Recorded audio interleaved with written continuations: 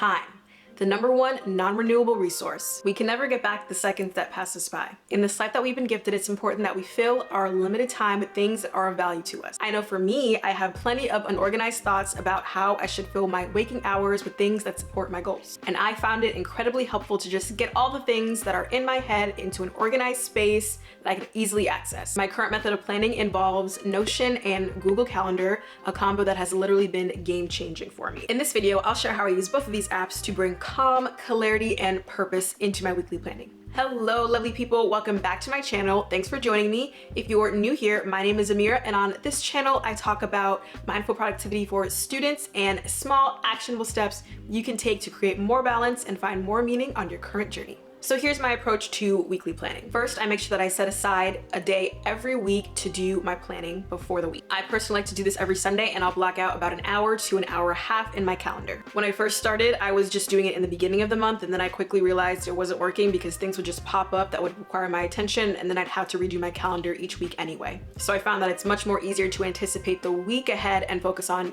that chunk rather than the whole month in advance. Next, I make a list of mandatory things that must be done, no questions asked. These are basically things that if not done will cause repercussions. This could be work, school, important meetings, etc. And I'll go ahead and block out those commitments on my calendar first, making sure I accommodate for travel times. Then I make a list of all the things that help me function as a human being. So this includes sleeping hours, wake up times, times you're in the shower, approximate meal times, times for your morning routine and your evening routine, exercise, basically all just the human things that you need to do that help you feel better and function throughout the week. And then I go ahead and add them to my calendar. I know it might seem silly to actually log those times in my calendar, but I find that when I do that, I can actually see the white space in what's left so that I could plug other things into that space as well. And then I wanna just be sure that I'm making adequate time for self-care and wind down activities. Then I'll go ahead and make a list of things that I really would like to get done for the week. So I know for any important goals that I'm working on, there are usually separate smaller tasks that I can break down. So if you're learning a new language, you can block out times to review vocab and grammar. If you're learning methods of graphic design, you can block out the hours that you take that course online. Another thing I'm super aware of is just being cognizant of my energy levels throughout the day and by extension throughout the week. For me, I know that when I wake up, I prefer a slower morning, and then at around 8 to 12 p.m., that's around the sweet spot for higher energy work that usually takes a lot of brain power. So that's when I typically put my study blocks or my projects or just things that I'm not likely to do or have no real motivation to do, because when I wake up in the morning,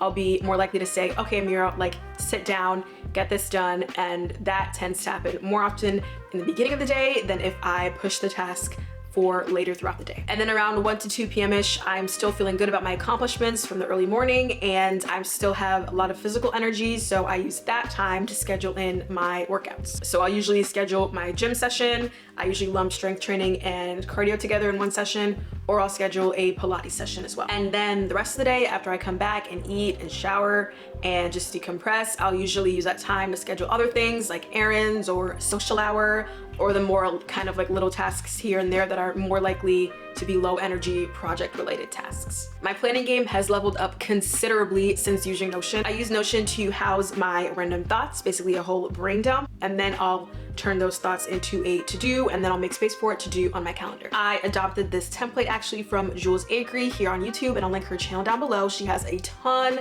of really useful and intuitive Notion templates. So every Sunday afternoon, I sit down and open up my weekly planner. So this section here is formatted as a to-do. For example, I have just one thing on my list today because I completed everything yesterday. So I just have filming and I can check that off. So each day I'll just kind of replace this with the day and then write my little to-do here, and then I can just tick off as I go along.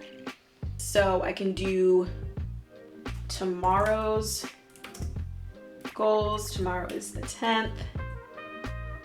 So I'm gonna retick this.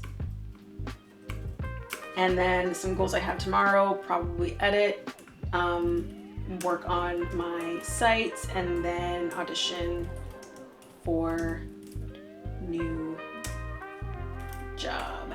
So pretty satisfying. And then down here, these three tables basically go together and they link back to a master sheet that I have all the way down here. And then this master sheet is also linked to my yearly planning pages as well.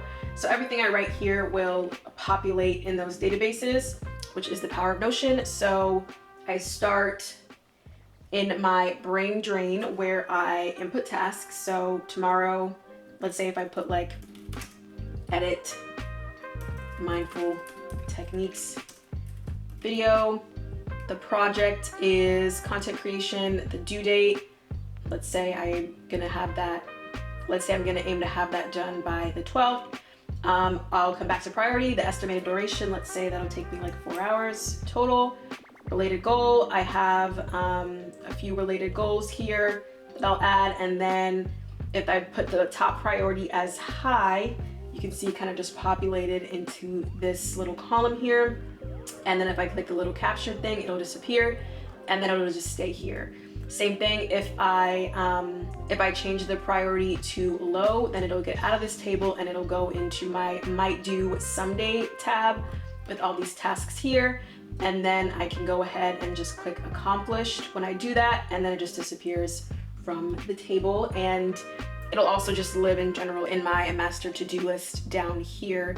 And then if something is populated in might do someday, if the reverse is true and I'm now ready to work on some of these tasks, I can just change this to high, and then it'll appear in my top priority section here.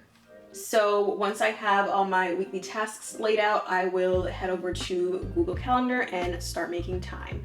So I'm starting on a new week coming up. So I already have my class schedule and some school related work input for the whole semester. I'm also like a tutor basically, so I've input all that stuff there. And then I'll also add in my Pilates sessions that I'm teaching this week. So those are some work obligations. And then I will bring over my morning and evening routines and my sleep calendar, so that I can usually just click on this and it'll populate for the following week. And then I will do the same with my sleep calendars. You don't have to do the whole morning and evening routines and sleep calendar, but like I said, I do it because it just helps me visualize how much actual time that I have for tasks, so I'm not encroaching on like important self-care tasks. And then I will go ahead and plan my exercise sessions as well. I have a calendar for that. And then I will duplicate. I usually aim for about 3 sessions a week, and then about 1 to 2 Pilates sessions, which can be mat or otherwise. So it'll probably just be easier to schedule that after I teach, because I'll already be at a studio that I can use the equipment. So I have that there. But I also want to change that to just an exercise calendar actually, because teaching Pilates is different than practicing Pilates for my own sanity. Next, I will put any other project or personal development related tasks. So usually I will have Sundays be like my filming day. Maybe that'll take me a couple hours I'm budgeting for. So that goes under that calendar. And then maybe towards the evening, I'll spend a couple hours editing. And then I will likely spend a few hours, I'm just kidding. And then I will likely spend some time working, and also a lump editing in there as well. So this is what I was talking about when I was saying just having mini tasks in there in the same calendar, but just have like multiple things that you're doing. And then I'll also kind of have some time for practicing French. So that's under personal development, but I will make that part of my wind down routine. If you watched my evening routine video, then you know that I often practice French when I am drinking tea before I like journal and everything. So I'm gonna put that under personal development, and then I can just say it repeats here just for the sake of this. And then I can move this one here, just this event, move this one down here, just this event. So these else scheduled. When I also have my wind down / evening routine. And then lastly, I will dedicate some For You sections. I do have downtime like throughout the days in general. I just put a little heart. But if I don't do that and I just kind of use this kind of white space for work in between what I have actually scheduled, then I'll just make sure that I have adequate time on the weekends.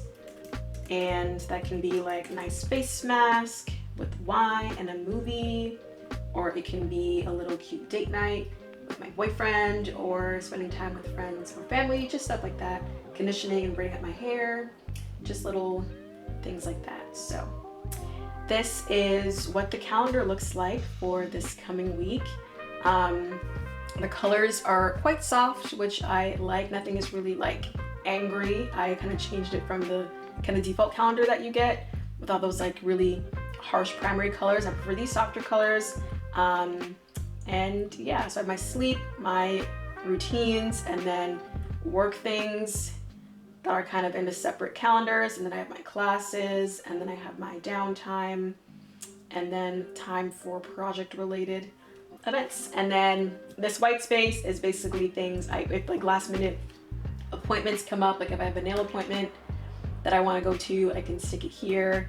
If I have like a meeting, like a Zoom call or something, I can stick it in here. So this helps me just visualize everything that I usually do in the day. And then if anything else comes up, I know where to stick it, and then nothing else will be relegated to the back burner because of inadequate planning. As a student myself, I have some helpful tips. The first is color coordination. If you have a group of similar tasks, you can lump them together. You can make a set of similar tasks its own calendar with its own color. For example, my work calendar is separate than my routines calendar, is separate from my creative project related calendar. The next is to create calm. If it's helpful, try leaving about 15 to 30 minutes if you can between tasks. And this has helped me make space for basically easing into the next activity and creating a swift but natural transition into them. That way, if life happens and I'm a few minutes late to the next activity, it'll be okay. And if I'm early to the next activity, even better. The next thing I do is task batch. I look for similar activities and then I'll just lump them together. If you're cleaning up your space, you can also use that time to do your laundry, so you can free up time that you would have used for doing your laundry elsewhere in your schedule. Next tip is to add to-dos into your time blocks. If you've scheduled in 7 to 8 hours of working time, you can add in smaller blocks for tasks you need to complete during that time. I also do this with my wind down time. Like I said, I have a For You calendar, and it's dedicated to basically doing whatever I want, but I'll feel no shame if I just want to cuddle up on the couch and watch a movie or hit the town. And a gentle reminder to be mindful. Remember, time you spent doing things you love is not time wasted. So those were just some general thoughts of mine about how I personally go about organizing my life as a student, business owner, and creator. I love trying new tools, so leave a comment down below with your favorite planning apps and tips that you use to help achieve your goals. And if you're still here and like this video, then maybe you'd like to see my productivity desk setup. So I'll leave that link for you as well. And in the meantime, check it out, and I'll see you soon. Bye.